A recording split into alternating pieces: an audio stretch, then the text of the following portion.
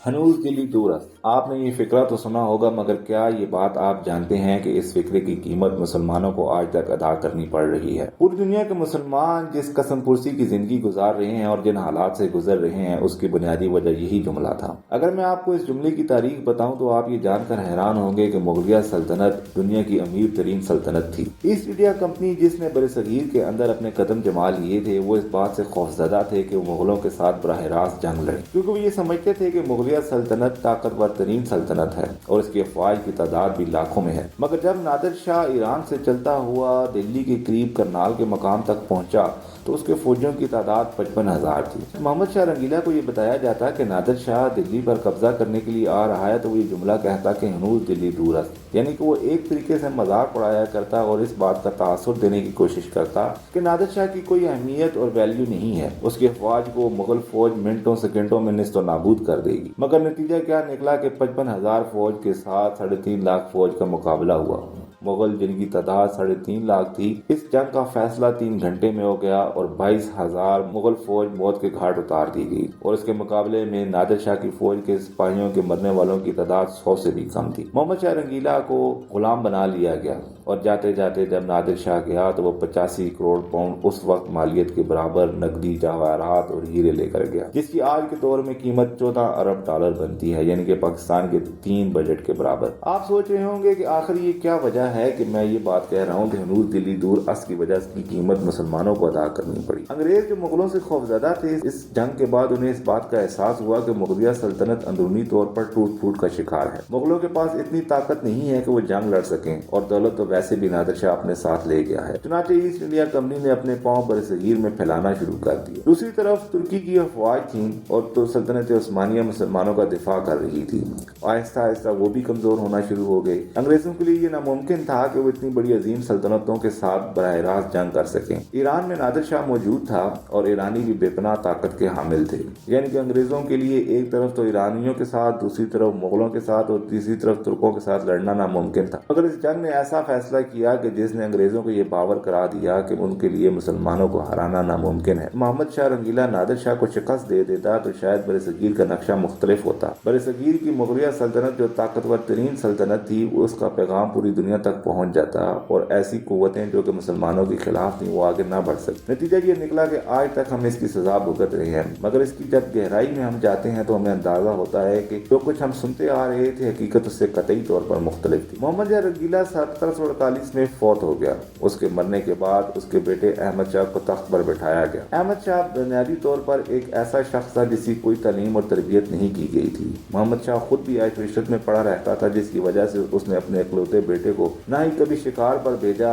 نہ ہی شاہی کھیلوں میں اس کو شامل کیا، اور جنگی فتوحات اور جنگی مہمات میں تو کبھی احمد شاہ رنگیلا نے خود بھی حصہ نہیں لیا تھا، تو محمد شاہ کو وہ کیسے اس میں شامل کرتا۔ نتیجہ یہ نکلا کہ جب محمد شاہ تخت پر براجمان ہوا تو اسے عنان حکومت سنبھالنے میں دشواری کا سامنا کرنا پڑا۔ وہ نہیں جانتا تھا کہ ملکی معاملات کس طریقے سے چلائے جاتے ہیں۔ چنانچہ اس کی ماں جو کہ ایک رقاصہ تھی، اس نے یہ سوچا کہ کیوں نہ ان تمام معاملات کو وہ اپنے پاس رکھ لے۔ اس کی ماں کی بھی ایک تاریخ ہے۔ ادھم بائی محمد شاہ رنگیلا کی بیوی تھی اور اسی سے اس کا بیٹا احمد شاہ پیدا ہوا۔ ایک محفل کے دوران ادھم بائی کا ڈانس اور رقص محمد شاہ کو پسند آیا، چنانچہ اس نے اس کو اپنی ملکہ بنا لیا۔ ادھم بائی جب اقتدار میں اس کا بیٹا آیا تو اس نے سوچا کہ کیوں نہ وہ تمام ملکی معاملات کو خود سنبھالے، اور اس کے لیے اس کو ایک نائب کی ضرورت۔ اس وقت یہ رواج تھا کہ حرم کے اندر خواجہ سرا رکھے جاتے تھے، جو کہ دن کے وقت وہاں پر موجود رہتے اور خواتین یعنی کہ شہزادیوں اور ملکاؤں کی جتنی بھی ضروریات ہوتی وہ پورا کرتے۔ ادھم بائی کا جاوید خان کے ساتھ تعلق بہت زیادہ گہرا ہو چکا تھا۔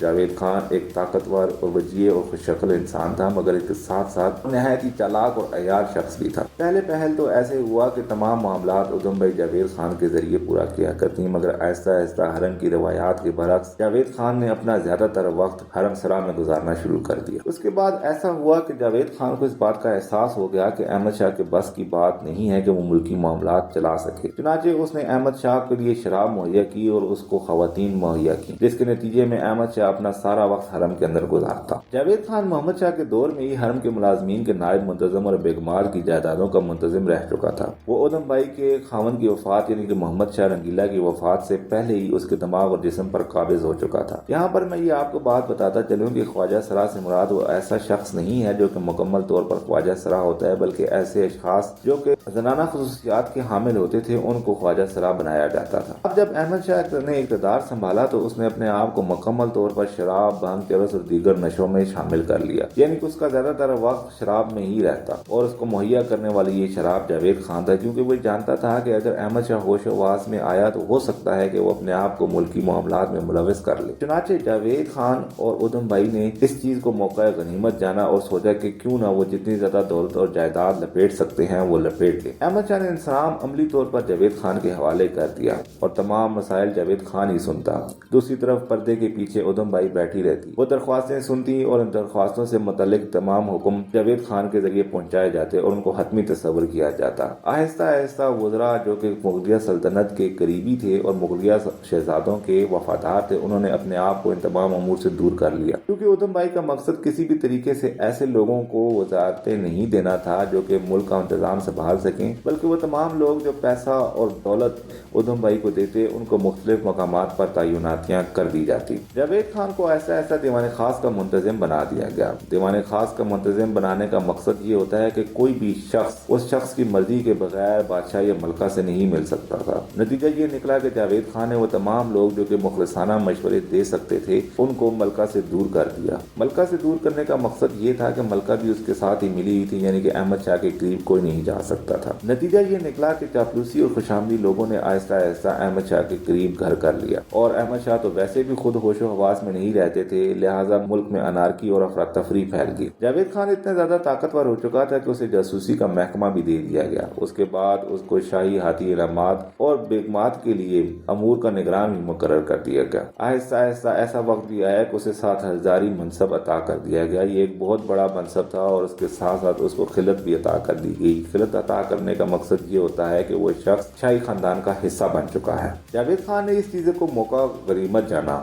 جب اس کے پاس تمام انتظامات آ گئے تو اس نے منافع بخش جاگیریں اپنے نام کر لی، اور اس کے ساتھ ساتھ وہ ان جاگیروں سے آنے والی آمدن کا زیادہ حصہ ادھم بھائی کو دیتا۔ ادھم بھائی یہ سمجھتی تھی کہ شاید یہ تمام دولت جاوید خان اس کے لیے اکٹھی کر رہا ہے، مگر اس کے برعکس جاوید خان اپنے اور اپنے خاندان کو بھی مضبوط کرتا گیا۔ یعنی کہ وہ وقت ایسا تھا کہ جس کے اندر روہیلوں جو کہ افغان قبائل تھے، انہوں نے مغلیہ سلطنت کے کافی علاقے میں قبضہ کر لیا تھا اور اپنا حکمران مقرر کر دیا تھا۔ ہندوؤں نے گجرات کے علاقے میں اپنی حکومت قائم کر لی تھی، اور بنگال کا نواب صرف سالانہ ادا کیا کرتا تھا۔ یہ ایسا وقت تھا کہ کھوئے ہوئے علاقوں کو نہ صرف دوبارہ حاصل کیا جاتا بلکہ مزید علاقے بھی فتح کیے جاتے، مگر ظاہر ہے جب مقصد ہی دولت و ثروت کا حصول ہو تو پھر قوم کے بارے میں کیسے سوچا جا سکتا ہے۔ تو نتیجہ یہ نکلا کہ مغلیہ سلطنت جو کہ کچھ عرصہ قبل تک امیر ترین سلطنت تھی، اس کے پاس اتنے پیسے بھی نہ رہے کہ وہ فوجوں کی تنخواہیں ادا کر سکے۔ چنانچہ نوکروں اور فوجیوں کی تنخواہوں کے لیے محل کا سامان بیچنا پڑا۔ آپ یہ اندازہ کر سکتے ہیں کہ یہ صورتحال کس طرف جا رہی تھی۔ کرتے کرتے ایسے ہوا کہ وہ لوگ جو کہ ساری صورتحال کو دیکھ رہے تھے آخرکار تنگ بڑھ گئے اور انہوں نے جاوید خان کا قتل کر دیا۔ اب بات جو میں آپ کو بتا رہا تھا وہ یہی تھی کہ دیکھیے کہ کس طریقے سے اس وقت کچھ دو لوگوں نے، جو میں ایک خواتین تھی اور ایک مرد تھا، صرف ذاتی مفاد کے لیے اور دولت اور جائیداد کے حصول کے لیے پوری مغلیہ سلطنت کو اس نہج تک پہنچا دیا کہ جس سے آج تک بھی ہم باہر نہیں نکل سکتے۔ اگر اس وقت مغلیہ سلطنت طاقتور ہوتی تو انگریز کبھی بھی برِ صغیر پر قبضہ نہیں جماتے۔ برِ صغیر پر قبضہ کرنے کا مقصد یہ تھا کہ جتنی دولت برِ صغیر کے پاس ہے وہ ہتھیائی جائے۔ اسی دولت کو استعمال میں لاتے ہوئے انگریزوں نے اپنا اثر و رسوخ بڑھایا، اور نتیجہ یہ نکلا کہ ایک ایسا وقت آیا کہ اس کی سلطنت میں سورج غروب نہیں ہوتا تھا۔ ایک طرف تو روسی تھے جو کہ مسلسل انگریزوں کو تنگ کر رہے تھے، اور دوسری طرف فرانسیسی، مگر جب اتنی دولت انگریزوں کے پاس آئی تو انہوں نے تمام لوگوں کا مقابلہ کیا۔ یہی وجہ ہے کہ دوسری جنگ عظیم میں ایک ایسا وقت بھی آیا کہ جب جاپانی برما کے قریب پہنچ گئے، مگر انگریزوں کے پاس اتنی دولت تھی کہ وہ اتنا عرصہ جنگ کرتے رہے۔ آج بھی مسلمان جس ذلت اور رسوائی کا شکار ہیں، اس کی بنیادی وجہ یہی جملہ ہنوز دلی دور است ہے۔ اگر اس وقت تیاری کی جاتی اور خواہ مخواہ اونچے بول بولنے کی بجائے جنگی تیاریاں کی جاتی اور نادر شاہ کو شکست دی جاتی تو شاید حالات مختلف ہوتے۔ مگر اگر آپ یہ دیکھیے کہ آج کا دور بھی کچھ ایسا ہی ہے۔ 2018 میں جب عمران خان وزیر اعظم بنے تو دو لوگوں کو طاقت دے دی گئی، ایک تو خاتون اول تھیں اور دوسرے پنجاب کے وزیر اعلیٰ عثمان بزدار تھے۔ عثمان بزدار نے آنے کے بعد کیونکہ ان کا بھی وزارت سنبھالنے کا تجربہ نہیں تھا، اور لہٰذا عثمان بزدار اقتدار میں آتے ساتھ ہی جو کہ کرپشن کی کہانیاں آج کل زبان زدوام ہے، یعنی کہ SHO سے لے کر اوپر لیول تک جتنی بھی ٹرانسفر اور پوسٹنگ کی جاتی تھی ان سے پیسہ لیا گیا۔ راوی اربن پروجیکٹ کے اندر بھی کروڑوں روپیہ کمایا گیا۔ اس تمام صورتحال میں نتیجہ کیا نکلا کہ پنجاب جیسا صوبہ پی ٹی آئی کے ہاتھ سے نکل گیا۔ دوسری بنیادی وجہ یہ بنی کہ پنجاب کا صوبہ جو کہ ہمیشہ سے ہی اہم کردار ادا کرتا ہے، اسے نہ صرف پی ٹی آئی یعنی پاکستان تحریک کے انصاف کی گرفت کمزور ہوئی، بلکہ دوسری طرف خاتون اول نے بھی جو کردار ادا کیا اس کی کہانیاں بھی اب منظر عام پر آنا شروع ہو گئی ہیں۔ یعنی کہ خاتون اول عثمان بزدار کے ذریعے اپنا حصہ وصول کیا کرتی تھیں۔ پورے پاک پتن ڈویژن کے اندر کوئی بھی ڈی پی او یا ڈی سی ان کی مرضی کے بغیر نہیں لگ سکتا تھا۔